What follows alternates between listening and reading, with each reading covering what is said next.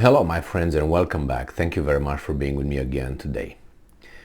Many of the decisions that are made today, or at least we find out about them, or they're reported, or statements made on the decisions that were supposedly taken today, could be tracked, I don't know, years back, and maybe in some cases tens of years, where people have plans, they set the plans, but they don't have the circumstance to implement them.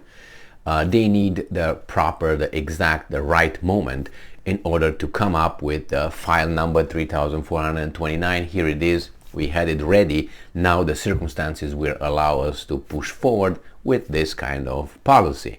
That happens in any sane planning, which is could be any kind of entity, human being, family, business, military. They have plans, and the plans when they're implemented is dictated obviously by the circumstances. In this case we have Russia and nuclear weapons. This article comes from Reuters from November 30th, 2022. Russia says it will focus on building nuclear arms infrastructure in 2023. I wonder why, and what would that entail? What does that mean?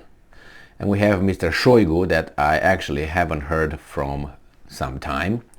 I don't know, I didn't have any thoughts that he might have been annihilated or anything, but was just curious. It was strange. Russia will pay special attention to building infrastructure for its nuclear forces in 2023, Defense Minister Sergei Shoigu said on Wednesday. Obviously, this is a not so veiled warning, obviously. Shoigu said in a televised comments that Russia would also work to improve the combat capabilities of its missile forces, and that facilities were being built to accommodate new missile systems. Russia has the largest stockpile of nuclear weapons in the world, with close to 6,000 warheads. I thought they have like 7,000 something, but it doesn't matter, really.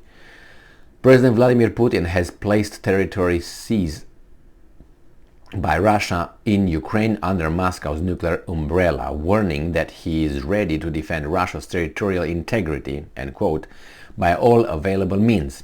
That's what he said. The United States says it has warned Russia over the consequences of any use of nuclear weapons. Russia and the United States were due to hold talks in Cairo this week on their existing New START treaty, which limits the number of warheads each can deploy.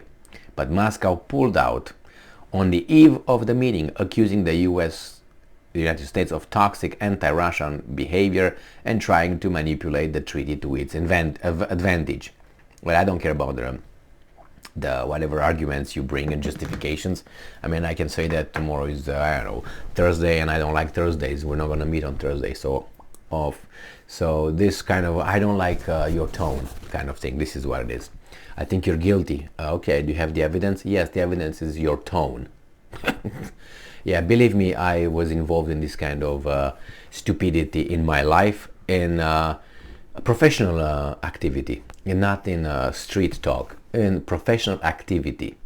Certain kind of decisions were made, and accusations were made based on tone. Well, you know what I mean? Yeah, tone. Sometimes it's important to determine, certain kind of language, certain kind of interaction between, two people or more than two people. The thing is, that's not a determinant. Why? Because it's subjective. I can interpret any kind of tone however I want. It doesn't mean that proves anything. If I say, okay, your tone is insulting, well, it's based on my assessment, not on an objective assessment, because this is a subjective feeling. So anyway, let's go back to this thing. The Russians pulled out of that treaty. They tried back and forth. I think about 6 months ago, the Russians tried to get back with the Americans about that treaty. The Americans said no, or something like that. They didn't want to talk to one another. Let's go back and see what's going on with this building infrastructure, nuclear infrastructure. What they're going to do, In this case, they will bring, I hope, they will bring forward nuclear missiles capable of blowing certain areas in Europe, but to the border of Ukraine. I think that's what's going to be. I think they're going to bring, launching missile pads closer to the border with Ukraine, when they will be obviously able to not only deploy it and be secure, but they are not blown up by crazies, if you know what I mean. Because you're not going to deploy those when things are uncertain and the war is raging in that area. The thing is, why does it matter? Because the Russians will gain some seconds or maybe minutes in the delivery time.